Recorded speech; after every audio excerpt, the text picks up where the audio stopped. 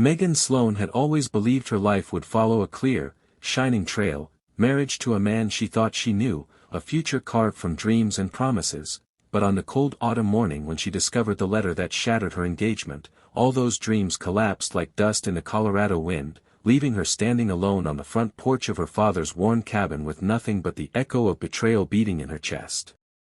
She'd spent weeks trying to keep herself moving, tending the horses and sweeping the floors, pretending that the ache in her heart wasn't growing heavier with each passing day, but grief has a way of stealing even the quiet moments, and soon she found herself sinking into hopelessness, wondering if the world had left any room for a woman whose heart had been bruised one time too many.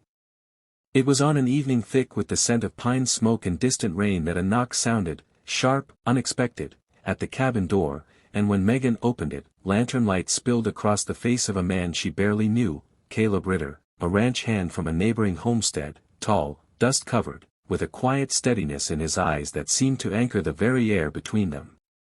He removed his hat with a gentleness that surprised her and said he hoped he hadn't come at a bad time, though the truth was that nothing about her life felt like the right time anymore. They spoke for a while, awkward at first, then easier as she realized Caleb wasn't offering pity but presence, the rare kind of company that didn't demand anything in return.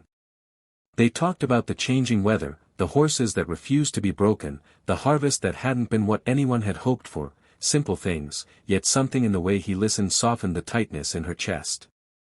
When she finally confessed, voice trembling, the truth of the betrayal that had stolen her future, Caleb nodded with a quiet understanding that made her throat ache. He didn't rush to offer solutions, didn't tell her she'd be fine or that time healed all wounds. Instead, he told her that sometimes life had a way of knocking a person down just to show them they were strong enough to rise again, and those words, spoken with the sincerity of a man who knew hardship himself, rooted deep within her. Days passed, and Caleb returned, not every day, but often enough that Megan began to expect, and even hope for, the sound of his boots approaching along the dirt path.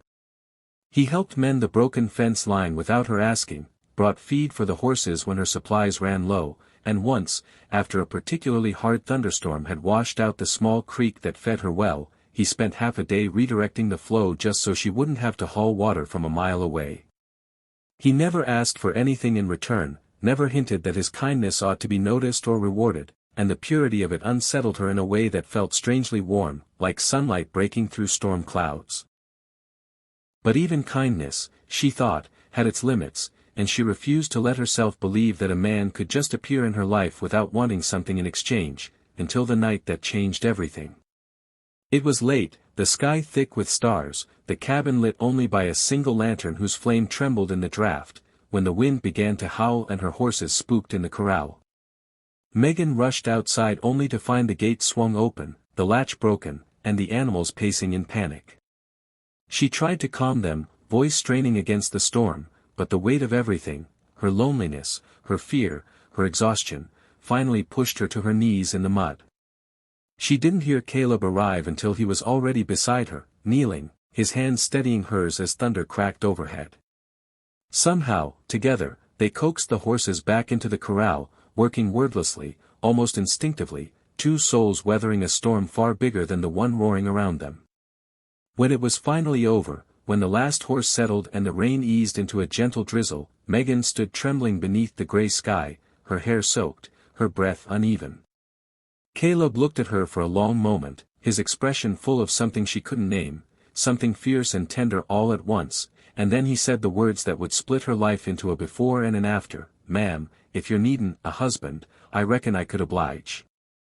For a moment, Megan could only stare, stunned, because she had expected many things from him, friendship, maybe even affection one day, but not this bold, quiet offering of commitment from a man who owed her nothing at all. She felt the fear rising first, sharp and familiar, whispering that trusting another man was a fool's choice, that she'd already failed once, that she wasn't worthy of being chosen again. But underneath that fear, something new flickered, something soft, almost luminous, hope. Caleb didn't rush her, he simply waited, the rain dripping from the brim of his hat, as steady as the mountains behind them. Finally, with a voice fragile as a leaf in the wind, Megan asked him why her, why now, why make such a promise to a woman still breaking apart? His answer was simple, but it struck her with the force of a revelation, because he had seen her strength, even when she couldn't see it herself, because he believed a person didn't need to be whole to deserve love, because helping her, choosing her, wasn't a burden but an honor.